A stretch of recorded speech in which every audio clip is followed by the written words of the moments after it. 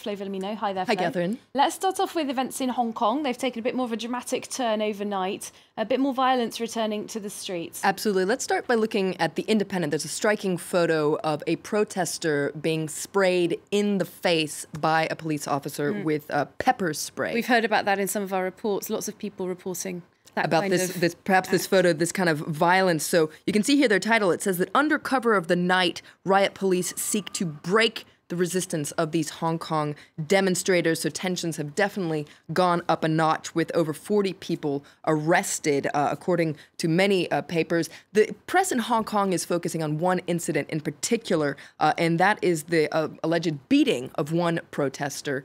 You can read about it all over the press in Hong Kong. I pulled out one piece from the South China Morning Post. This has really sparked a lot of outrage in Hong Kong. There's been footage of this protester who appeared to be handcuffed, actually, while he was beat up. You can see a photo of him here. He's been identified as Keng Tsang. And in fact, the South China Morning Post has photos of him that were reportedly taken afterwards, after he went to the hospital. And you can see bruises all over his body. But it's interesting if you take a look at the media in mainland China. They have a very different take on things. On the front page of China Daily, they are reporting about the fact that the barricades are being taken down by police. But to quote the article, it says that this is happening in an orderly and violence-free operation. All right, we have heard in the last couple of hours, though, that some of those police officers who allegedly beat up that man have been taken off the job. So plenty more updates on that to come, I'm sure. We'll move on with a look at a symbolic vote that's happened in the British Parliament this week. That's right. That was to recognize Palestine as a state. This happened on Monday night. It's getting a lot of attention today.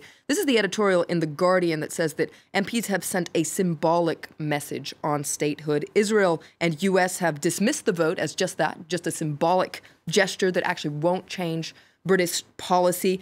In its editorial, The Guardian says it's very easy to dismiss this vote because, first of all, it's not binding. On top of that, more than half of the MPs were actually absent for the vote, so it limits its clout.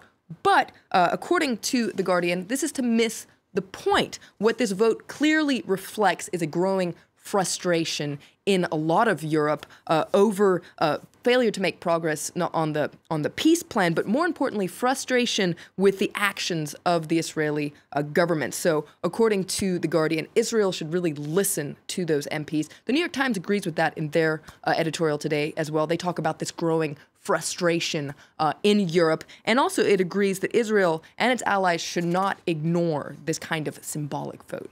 All right, so some reaction from two major Western newspapers there. What about the Arab language newspapers? Well, I put on an article from Al-Quds Al-Arabi. That's a pan-Arab paper that's based in London. Al-Quds actually means Jerusalem. There's a feeling of hope. According to this article, the vote is a clear sign that elected officials, and more importantly, Europeans in general, want things to change. But it's a different take in the Israeli press. I pulled out an editorial in the Jerusalem Post.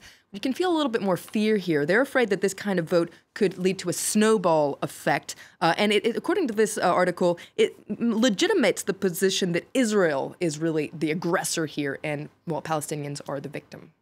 All right, let's move on with football. Not usually the sort of thing we do in the press review. This is the violence that happened on the pitch between Serbia and Albania. That's right. It's a pretty crazy story. Slate kind of sums it up quite well. What happened? There was a drone that was flying a political banner that flew over the field right before halftime. And it caused a fight between the players, and then the game was stopped, and then the fans kind of rushed the field. It was quite a dramatic thing. Why was this banner so controversial? Well, it had the Albanian flag adorned with a map of Kosovo. Now, Kosovo is a region which the Serbian government refuses to recognize as independent, but it's home to many of the Albanian players. You can see photos here of that incident. It was pretty crazy. I'm sure we'll be hearing a lot more about it. Absolutely. Unprecedented scenes there, and FIFA are investigating. Thanks very much, Flo Villamino, with a look through the top stories in the international press there for us. Time for us to take a short break now here on Live from Paris. Do stay with us. Plenty more on all of our top international news stories coming up. Plus, we've got a special report on the elections taking place today in Mozambique. Some key issues over what to do with their vast natural energy resources, and could they make a big difference to the quality of life for people living in Mozambique.